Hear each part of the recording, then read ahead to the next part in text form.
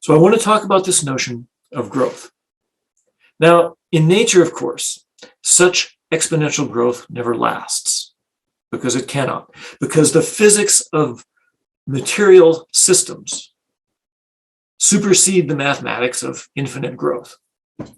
Nevertheless, we have based our civilizational success on this notion of perpetual exponential growth of our society, as measured by gross domestic product, as measured by economic activity, which is very tightly tied to material and energy throughput.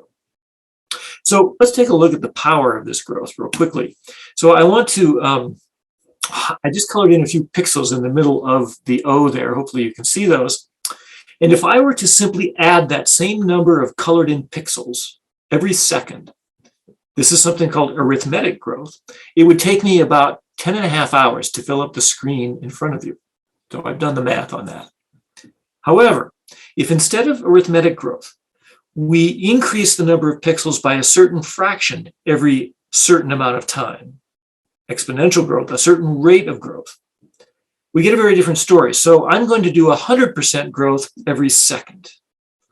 So I'm going to double the number of pixels every second. I'm going to put those pixels up here in the upper left-hand corner. And here we go. 1, 2, 3, 4, 5, 6, 7, 8, 9, 10,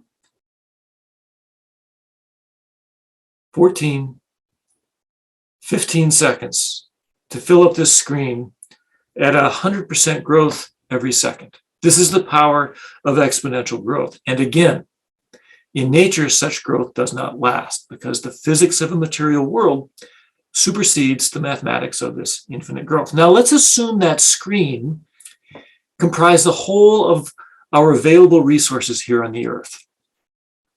And instead of 100% growth every second, let's imagine we had grown our consumption 3%, a mere 3% every year. If you grow anything at 3% per year, it will double in approximately 20 years, just a tad bit more. In which case, it would have taken about 300 years for us to consume half of our resource base. And the economists around us and the policymakers would tell us, this is amazing. We've been growing at 3% per year, which is what we need, the economists tell us, for a vibrant existence on this planet, for a vibrant economy.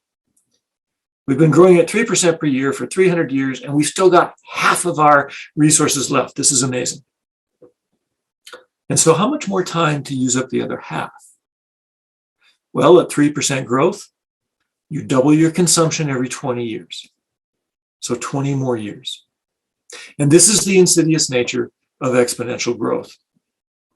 Everything is fine. Everything seems small forever, and then suddenly it's not, and everything is fine for the longest time, and then suddenly it's not. Now, the economists poo-poo this when we physicists tell them this. They throw all of this away, and they tell us that our economy, wholly embedded in the Earth system, itself driven by physics, is not subject to the laws of physics. And they use one word to sweep all of this away, and that word is innovation. The Stone Age, they tell us, did not end because we ran out of stones. We will always find something else to replace it.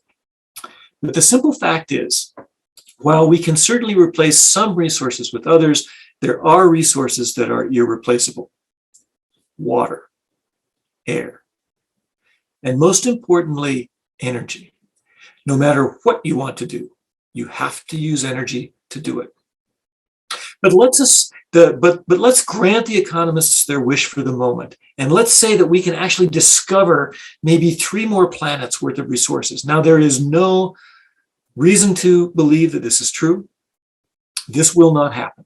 And certainly we should not make public policy and exercise risk management based on the fantasy that this might happen. But let's grant that wish. We have now found 3 more planets worth of resources at 3% growth, which we must continue in perpetuity under our current economic system. How much time to use up the next planet 20 more years. Now we've used up 2 planets, and at 3% growth, how much time to use up the next 2? 20 more years. So what happened was, we did the absolute fantastical impossible. We sprinkled pixie dust and unicorns, as they say, and it bought us just a few more decades.